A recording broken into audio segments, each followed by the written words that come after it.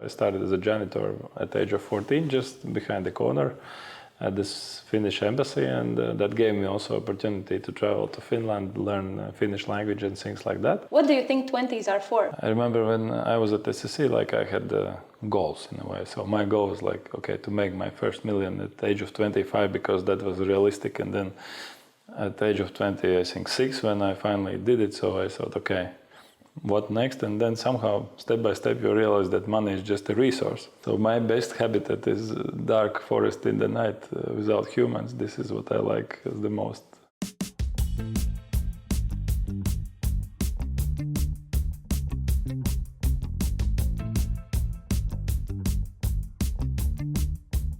Hi, this podcast is a conversation between aspiring students and successful alumni about their core beliefs beyond their careers. Today, we are welcoming Māris Simanovičs, class of 2001, and Paula Enija Treilona, class of 2025. Okay, hi Māris. What did you do during the weekend? So my weekend was more or less as usual. One day golfing, the other day shooting. So. Golfing and shooting. Okay, so those are, would you say, your two main hobbies as well? I would say right now, yes. So during the summer, more or less focus on golf, and during the rest of the season, more or less focus on shooting.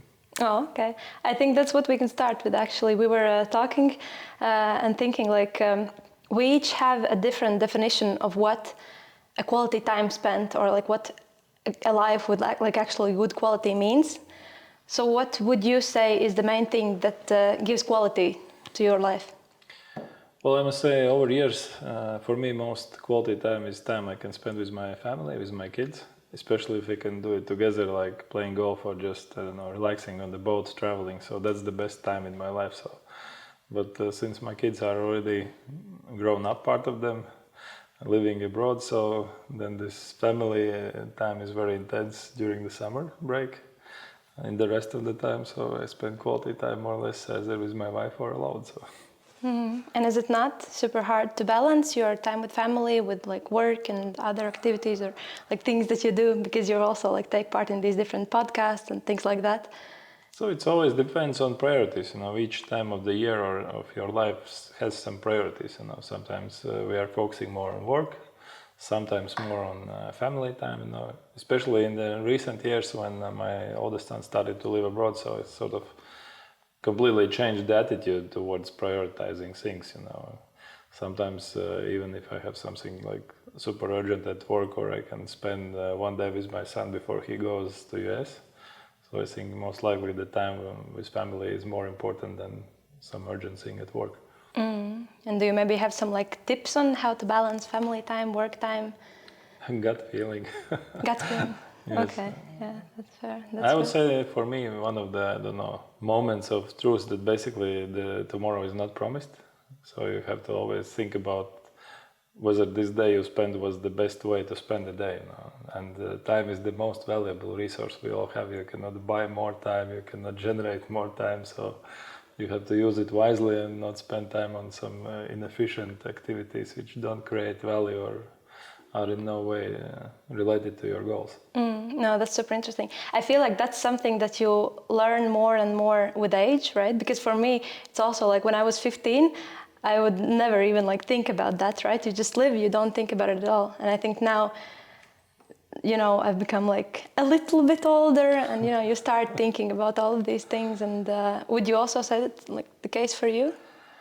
Well, when I was younger, I was thinking in that also regarding time.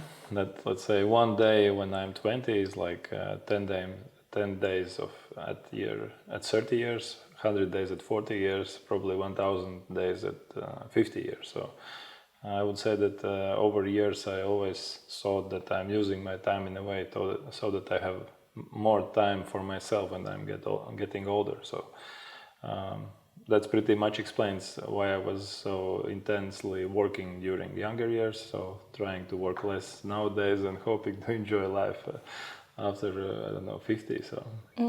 Yeah, you were telling me how you were working with 3 jobs during your studies at SSE, right? Yes. So can you talk more about that? How was it? Yeah, sure. So actually, before SSE, so I came from a very simple family.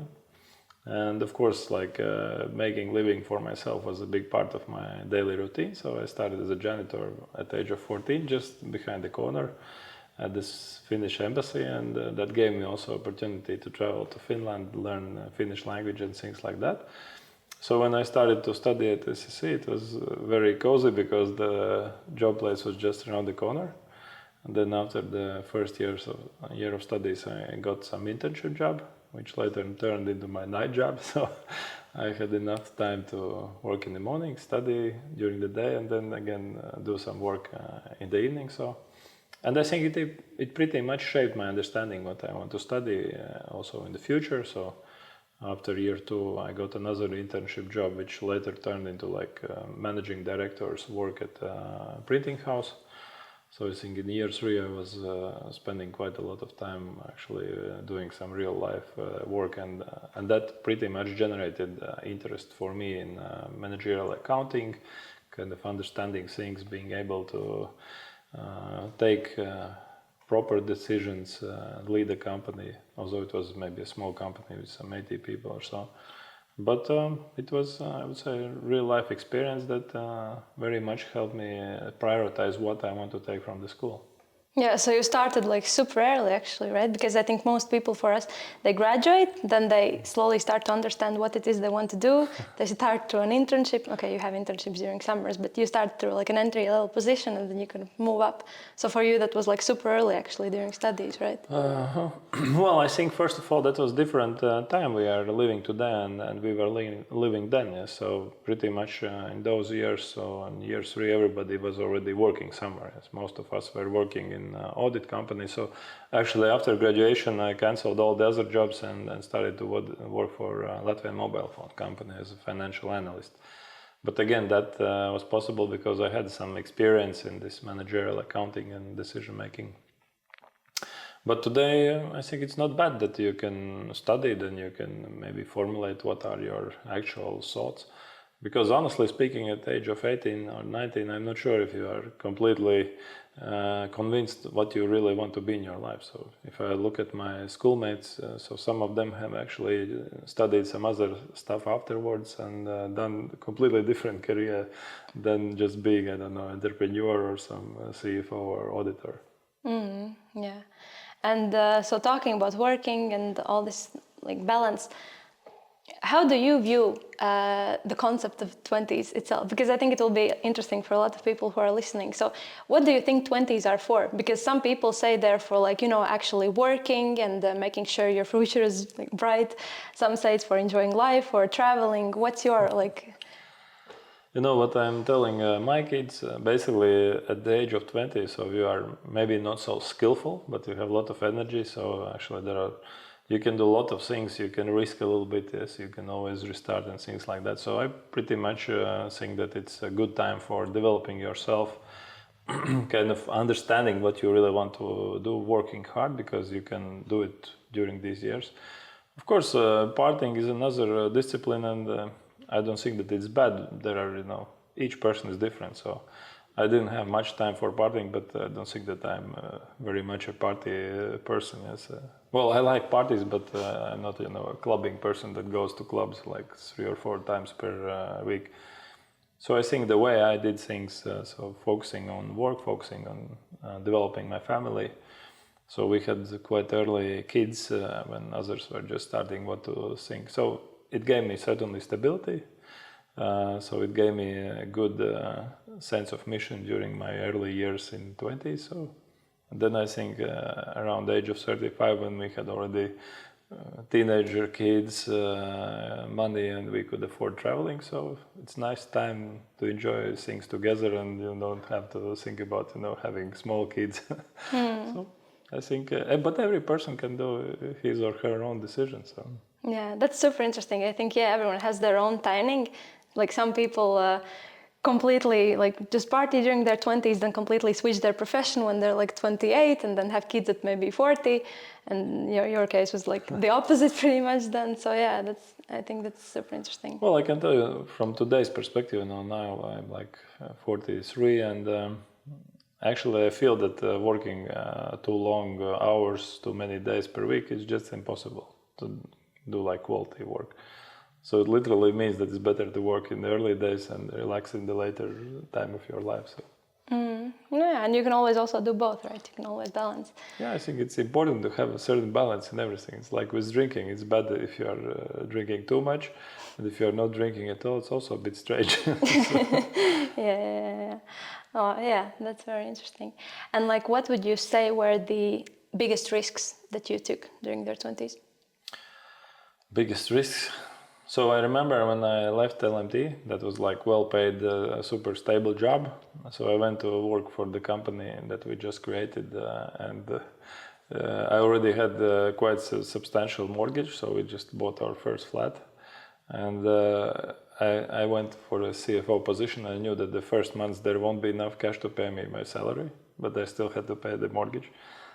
And we did also in parallel another IT startup, so it was, I would say, pretty much a decision that you are going from super stable position into a bit VUCA world. You don't know what's going to happen, but well, everything worked out fine. Mm-hmm. And what would you say for people that like took this risk, did this, and something didn't work out for them? Would you say to like try again or go for something stable once again? Well, I mean, in my life, I have failed, I think, a tremendous amount of time. So just, the question is, what's your courage to stand up and move forward? Yes, because many people, when they fail, they think that, everything is over and things like that is. So the fact is that successful people, they rarely talk about, bankruptcies, some failures and so on. But trust me, in like my daily life, there are certainly balance. It's important that there are more victories than failures in the long run. Yeah, and that's probably like a mindset thing, right? Have you ever like worked on your mindset and actually purposely sort of tried to think more positively or look at things differently, or is it just like natural for you? No, certainly I have done a lot of reading in this, and also just most recently talking about my hobby, which is shooting. So thought about how to improve my, let's say, shooting and become, from number 4 to number 1. Yeah. So I think it's about how you treat these mistakes. And I was reading one small article about what differentiates the top 5 tennis players in the world from the rest. And it's about attitude. How do you treat a mistake? That actually after a mistake, the top 5 guys think, okay, I love this game, I'll do super next attempt and so on. But like in my shooting life, so your maximum is fixed. It's, let's say, 200 points. So if you do one error, so you are minus against this 200 points. And it's sometimes you do this error on the first shot, sometimes you do it on the 18th shot, and it's always a bit of a mental struggle to get over it and do a proper next shot. Yes. So everybody is doing these mistakes. Just the question is, if you did a mistake on the 5th shot, can you still do like 15 other good shots? Can I ask, how did you get into shooting? How that happened? Well, I have been hunter all my life. And simply getting older and willing to spend more time with my family, so I decided it's better to shoot on paper instead of shooting so much in the forest, because forest requires always traveling, then dealing with the game, and if you are just turning to sport shooting, so you spend a couple of hours in the shooting ground and then you are on time back home. You have got the same feeling, so improved your shooting basically, and it's a bit of a science also. You start thinking more about nuances, so it's quite interesting actually.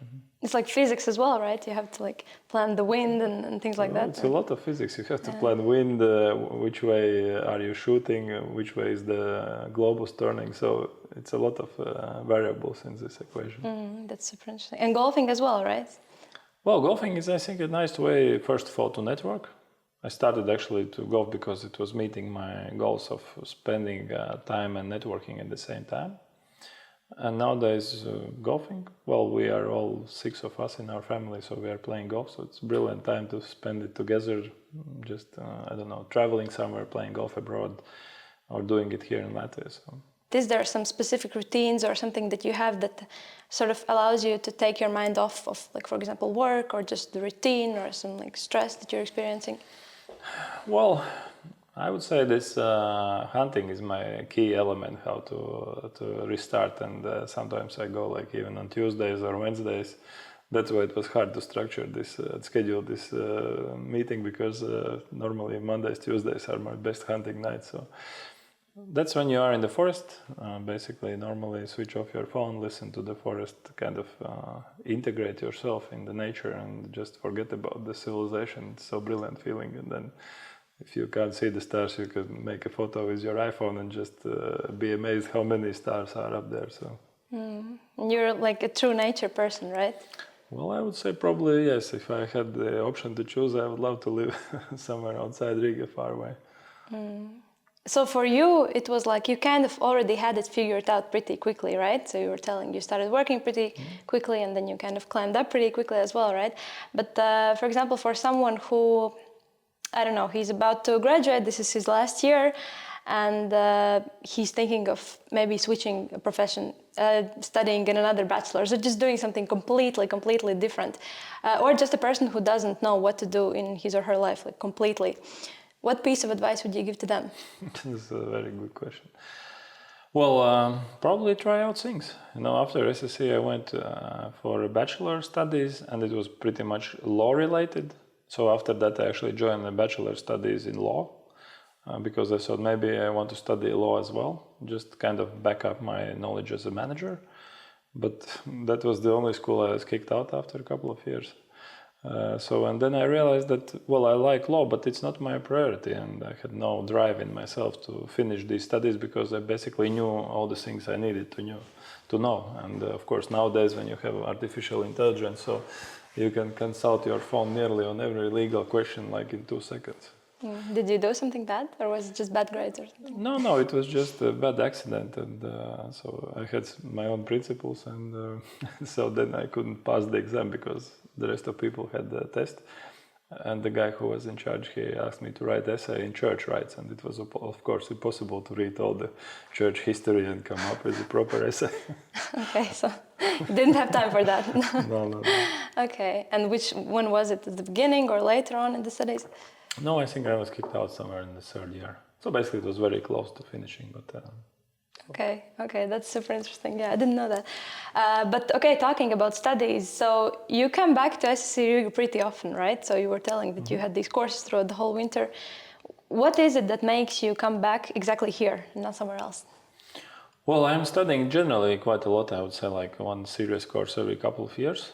But I think SSE is delivering. First of all, I like the atmosphere here, so it feels that I'm returning home, kind of keeping in touch with the school. And also I know quite a lot of people here, so which makes me feel good.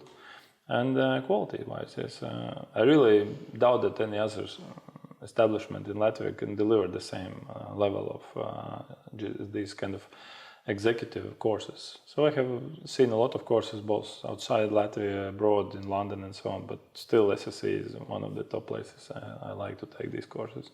What is your favorite memory of SSE Riga? It doesn't necessarily have to be during bachelor's, maybe it can be like this winter or something, but yeah, what's your favorite memory? No, my problem is that I'm so old that I don't have so many good memories anymore. Just have a memory that I have had a good life. But I think there was, when we started to study, there was this, we first got access to internet, and the first thing we did, we printed a big book of jokes from s.lv. And then I think there was some serious course in Soros auditorium, and like it's total silence, and suddenly somebody starting to laugh, and you understand, okay, now this book of jokes is exactly with this person. That was kind of one of the memories. And of course, these freshman parties, that was tough every year. I think it was just when you were freshmen, so the next year you wanted to get revenge over the new freshmen because of the last year experience. You had like actual baptizing, like ceremonies? Yes. Oh, we don't have those anymore. No, we had, normally it was some experience in the staircase that is not open for public, so with some interesting things. So. Can you elaborate? No, I just remember that we were smelling and drinking. So there was a lot of drinking different alcohol, and then we were smelling really bad after that. And some clothes were wasted as well during the process. Did you have, like, for example, pub tour where you go to different bars or clubs, or no? No. It was when we were studying here. It was really like study hard, party hard. So nearly after every serious exam, the parties were like super hard. There are some moments which I don't want to tell, but there have been cases when you open the doors of the toilet and there is somebody already sleeping. Of course. Yeah, so. No, it's good to know that nothing has changed in that regard. Yeah, it's still pretty much like that. I think that's one of the coolest things about SSE. Yes. Like, and of course, summer symposium, I think that was legendary. Oh yeah, okay. Even after graduation, we still continue to visit some of the summer symposiums. So. No, summer symposiums, super nice, yeah. And what other events did you have? Did you have like the, for example, okay, so you had a different baptizing than we do. You didn't have pub tour, we now have pub tour. So you had the Christmas party, for example. Yeah. Christmas party, I don't remember. No, it's just so long time ago. There were simply a lot of hard parties, I would say. And there was, what else? Halloween. I think Halloween was quite nice party. But mainly it was, I would say, I think the toughest parties were in summer symposium already in this place, where was it, at sea? I forgot the name, but it was really nice. Did you drink Hector's, or it didn't exist back then? Oh no, we drank Christopher's. There was a gin, Christopher's. Christopher's. I even had this domain, christophers.com. After some summer symposium, we created it. But it doesn't exist anymore, right? No, I think it's gone. Was it like an expensive or a cheap one? No, it was Latvian production. So like €3 per bottle? Like this. Okay, great. That's good to hear. We currently have Hector's, you've probably heard. Yeah, it's like the same. The same thing is the same thing, yeah. Do you still have a lot of close connections to the people that you studied together with? Yes, sure. Actually, one of my closest groups of friends was born here, so it's quite funny because it was exactly for the purpose of summer symposium. So we needed to make a team. That somebody collected a group of people, and it was a question. And I knew somebody, so he knew guys from 1 year older year. And then it was a question, okay, so how do we call us? And we created some e-group with Yahoo, and somebody said, okay, let's call it friends. Then the question like, what friends are we? We kind of basically just met, and then we created it, like the name was Stulbie Zirgi. Stulbie Zirgi. Yeah, so basically this group was named like this, actually for many years. Till recently, some of our group members started to become ministers and other different persons, so we had to rebrand it to Gudrie Zirgi. So now the stupid horses were turned into smart horses, but we still have this group. It actually has moved from emails to WhatsApp. So. Would you say that like your time during SSE was important in like establishing connections to people as well, or was it more about like studying? I would say that during my time at SSE, I was not like super extrovert. I was more focusing on studies. Of course, I had some very close circle of friends, but I didn't know maybe too many guys around. So, and also I was quite busy, so I wasn't partying so much with others. No pubbing and things like that. But anyway, it created long-term relationships. So I have a lot of friends from those years. But you've become more extroverted during the years, right? Or you're still an introvert? Well, of course, I think I have worked hard on this question. So sometimes they say you are just well-hidden introvert. So if people leave me alone, I feel totally perfect. So my best habitat is dark forest in the night without humans. This is what I like the most. But what would you say was it that helped you become like a better speaker, or become, okay, you're still an introvert, but like at least a little bit bigger extrovert? Because like talking to people and, establishing different connections is a big part of your profession, right? Well, over years, no, it comes together with the job. So you are leading people, so the team is growing so we started with 5 people in the office, so now I have 2,500 people. So it just kind of pushes you towards development. And I mean, also coming back to SSE and studying something, so it helps you develop over years. And probably, I would say, self-confidence. So you see that you can achieve something, so then it probably means that you are doing something valuable. Makes sense to share this knowledge at a certain point of your life, so people start coming to you. You don't have to go to everybody to achieve something. So that's very kind of important to achieve the level where people start visiting you, not only you begging something from others. So, well, I know you for many years actually, so and I was quite amazed that you joined SSE after your musician career. So what are your plans after SSE? I don't have one specific thing that I know I definitely want to do, or like one specific company, right? I definitely know that I want it to be something that combines both creativity and maybe even music, that I used to do a lot with, for example, like management or something more technical, maybe some event organizing or something like that. That's why I actually love SSE Riga a lot. It's still this combination between both creative and mathematical stuff, or like management stuff, and you learn a lot actually. And I think that after this school you can do a lot as well. So yes, I can actually not give you one like precise answer, but yeah, I know that it's something that combines like both of those, because I also enjoy math, and like I can sometimes do something on Excel as well. So that's yeah, probably something like that. Good, because I truly believe that if you have studied at SSE, you can literally do everything. So it makes sense. Yeah, definitely. So like talking about these values and these different things that you went through as well, how would you say your like values have changed during these years? So for example, comparing to your time at SSE and your values now. Well, first I would say that my understanding of what are your values has changed. I have kind of discovered these values because values is something that's hidden deeply inside ourselves. And they guide your decision making and the whole life, basically. I remember when I was at SSE, like I had goals in a way. So my goal was like, okay, to make my first million at the age of 25, because that was realistic. And then at the age of 20, I think 6, when I finally did it. So I thought, okay, what next? And then somehow, step by step, you realize that money is just a resource, and that the values, I would say, are completely different. And for me, the value that I have discovered is that I want to live with the principles that I can greet every person, and kind of you can never cheat karma in a way. Yes, that you have to live in a way that if you turn back, you are happy with what you have been doing, and if you look forward, you still see some light at the end of the tunnel. Yes, so. Yeah. But yes, the main thing is discovery of the values actually, because it takes some time to come up with them.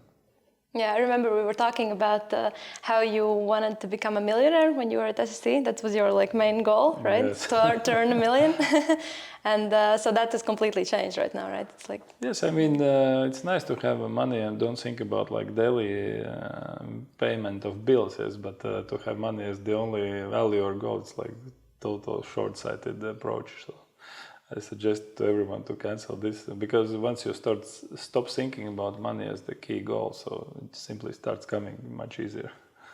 Yeah, definitely. But no, I mean, of course, for many young people, it's still like super important, because I think also money is like what allows you to do these different things, right? To like travel and to experience the like world. Yes, for sure. So I would say that you have to be a bit hungry to make money, to make something, yes, and actually to achieve something. But in general, like setting monetary goals for an individual, it's not right. Yes. I remember I was in this trap, and then you are so much focused. Okay, I don't know, your startup idea suddenly fails, and then you are reconsidering what you are doing. But eventually, every failure is just another piece of education. You are paying for education all your life, so that's normal.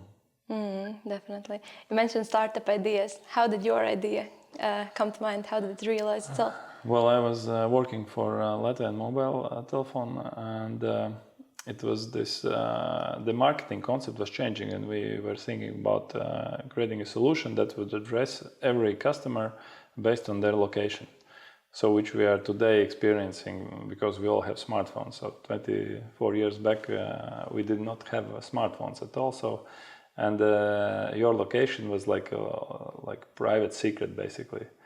And that was where our idea was stuck, that we were unable to overcome this kind of sending the right message when you are bypassing, for instance, some reminisce shop, yes.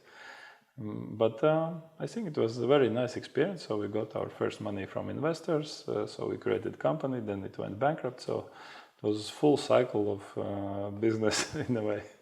So made some conclusions out of it and moved on. So it went bankrupt and then you moved to Eco Baltia, or was No, it? it was in parallel. I was in parallel. Yes, yes. Okay. I actually left LMT and then I started to work for Eco Investors and Green Dot Latvia, and then we had this small startup in parallel and then another startup in real estate. So quite a lot of startups in my life. Not maybe tech startups, what is fashionable, but just like normal business. Ah, nice. No, I didn't know this. What would you say to people that are still at SSE or maybe even older that want to have their own startups and want their own businesses, but maybe don't have this like idea or just don't have the courage to sort of get to it? Well, first, the most important thing that I'm asking now my colleagues who are coming up with ideas, so what problem is your idea addressing or your company? Because there has to be some problem that you are solving.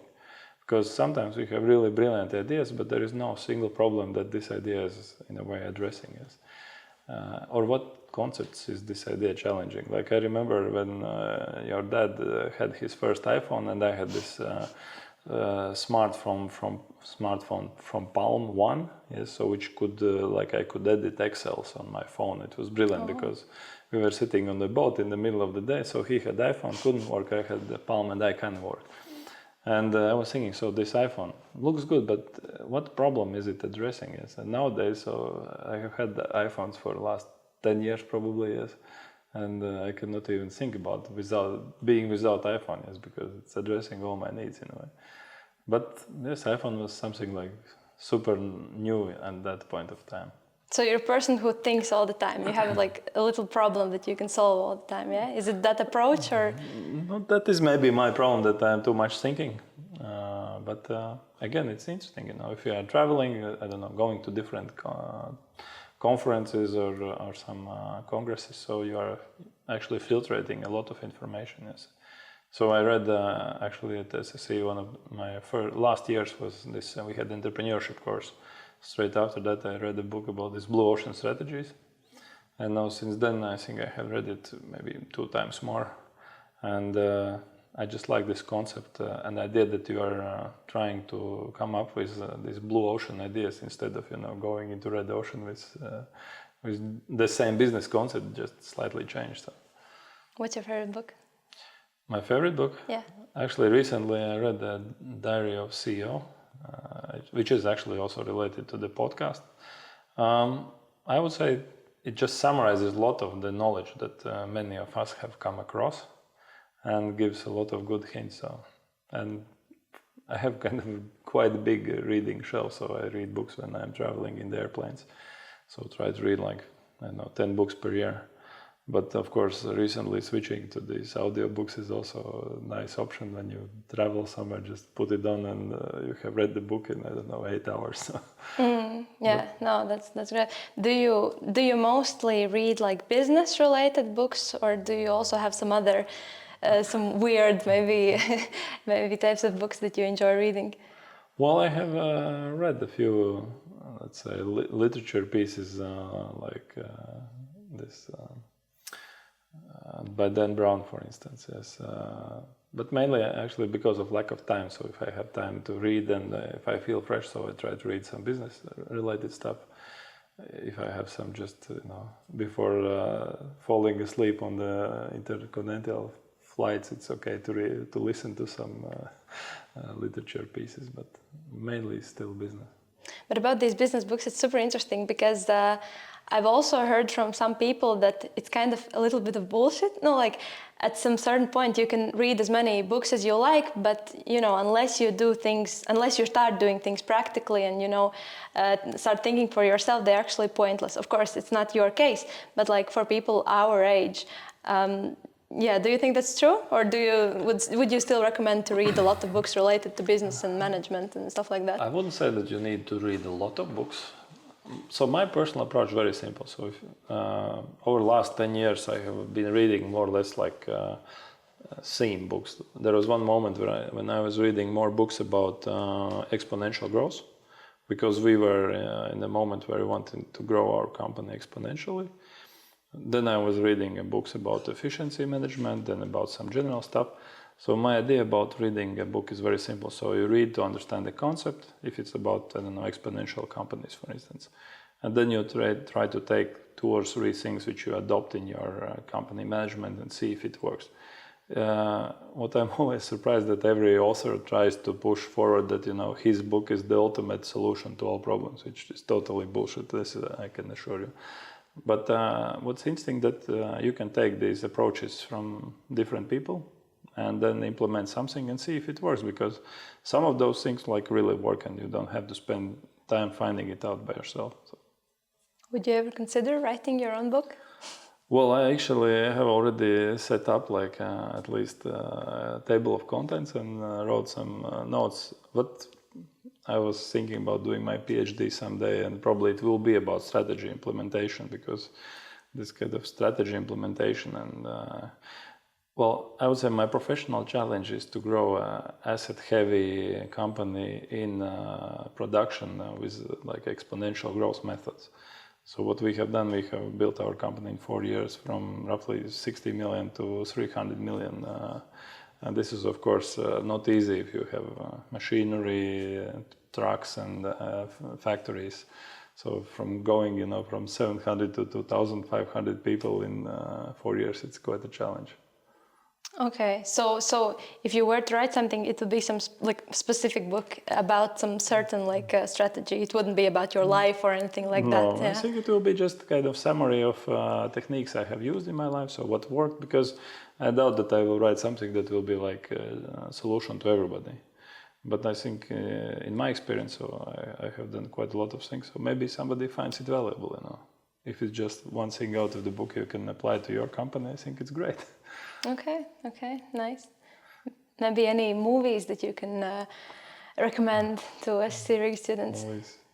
So what movies are you watching? Because I don't have time for movies. What movies? I'm mostly watching TV shows. Movies are... The last movie I watched was, I think, Good Will Hunting. But it's totally not related to business or anything. I don't think I've watched any movies that are related to business or things like that either. Have you? Oh yes, but I'm not very good at remembering these movie names. But I remember that during COVID I watched quite a lot of series. So I watched all Viking series that were on Netflix. What's your favorite Netflix series? I think about Vikings, so probably. I just like the spirit of never giving up and kind of being open to some new challenges, but of course a lot of bullshit as well inside of those series. Yeah, okay, nice, interesting. So how do you spend your free time as a student? How do I spend my free time? I like to go out. I like to connect with my friends. Yeah, I think those are, and I of course like to sing or play the piano when I'm, when I'm not thinking about studies, because I think it's a great way to take my mind off things. Yeah, I would say those are the main things. So which is the top bar in Latvia right now, or in Riga? Top bar? Yes. Which is the top bar? Wait, that's good. I don't really go to bars that much. Wait. It's like a bar, but also a club. It's just my favorite place in Riga to go to. It's called M-Darbnīca. Okay. They have this have you been there? Do you know the place? Mm-hmm. It's in Astrid Brianiel. It's near Labietis. Do you know Labietis? Yes. Yeah, so it's the house next to Labietis by the entrance. It's a super nice place because they have live music evenings. They have a lot of DJ sets, but they also have really good drinks. So it's a nice bar as well. It's interesting because when I was younger, so there was... I think it was called Madhouse next to this area in some basement. So that's actually where we went with my wife in the earliest days, because it was next to our apartment. So. Madhouse? Oh, I haven't heard of that. It doesn't exist anymore. No, right? It's 25 years ago. So. It was like a bar, like a club? It was something together, bar and club in one place. Okay, nice. A bit of alternative music, but... Yeah, and right now, what's your favorite place? Right now, so good question. Theater, probably. We often go to theater. Theater? Yes. Which theater is your favorite? Reminisce Rigas Yeah, theaters. okay, that's a decent answer. Yes. Yeah, okay, nice. So you said alternative music. Do you listen to like alternative music more? Or, like... Well, I don't have a lot of, the only moment when I listen to the music in the morning when I go down to my gym and do some just daily exercise. So that's pretty much the only moment when I'm still early. Everybody sleeps. So, but there I have Spotify. Gym hits, that's Gym hits. Is it like, it's like pop music or what is it? Something like that. Something like that. Okay. So okay. I'm like super bad in music. I just know Ed Sheeran because that's the last concert I was. You went to his concert, right? I saw your son reposted the story about it was like really funny to me that what he said, like something that singing is the best thing ever or music is the best thing ever. Yes. Or what was it? No, he said that he doesn't have hobbies, and I just posted that probably he has not tried golf. Yeah, I saw, that was really funny. I just wanted to say that. Yeah, okay. Yeah, probably Ed Sheeran hasn't tried golf. Yes. And one more advice I can give to everybody. Don't take life too seriously. That's the most important thing. Yeah. Also, on Instagram basis, my wife is always asking, can I stop posting bullshit? So I think that's the whole funny thing about Instagram, that you can post various bullshit there. So. Yeah, exactly. Yeah, you said to Alice, I think that a very important thing for you is just not to stress about the little things, right? Yes. I remember. Can you like talk more about that? Because I think many people, including myself, do tend to like stress a lot about things that don't actually matter. I think for me it's like super simple. Don't stress at all. So the only thing you should really be stressed about if you die tomorrow, who's going to manage all the things, is maybe leave some track record behind you. But otherwise, what I see around me, that people are too stressed about different things, and I think this stress management, first of all, internally. Secondly, also, how do you convene this message to your team, to your family, and things like that. And if I look around, so there are simply too many stressed people. So I don't like stress. I don't have stress. So I think over years I have like specifically worked in this stress management, kind of different techniques how to get over it always. And I think there's very simple solutions. So first, don't care about some small misfits or problems. And secondly, always look for the solution, don't focus on the problem. And my colleagues, they even know that if we have a problem, so I'm not expecting that they will come and ask me for a solution. They should instantly come with few solutions so we can discuss the solutions and try to solve it together. So. Do you have some certain, like you mentioned techniques, right? Do you have some certain like rituals or things that you do to be more calm during your everyday life? No, first of all, I try to recharge myself. So this is about this going to the forest, kind of getting lost and coming back. Then, of course, on daily basis, like just if we start from like really shooting, which is about seconds, so it's about breathing. How do you get your heartbeat down to, 60, 70 BPMs in order to do like a proper shooting. But then also at work in stress situations, so always think about the solutions, because if you have like super stressful situation, but you think about the solution, you suddenly stop focusing on the problem that's in front of you, but you continuously think about the solution. And I was doing some small podcast, and there was like the visualization about it was very simple. You can try it at home. So if you stand very close to the tree in the forest, so the only thing you see is a huge tree in front of you.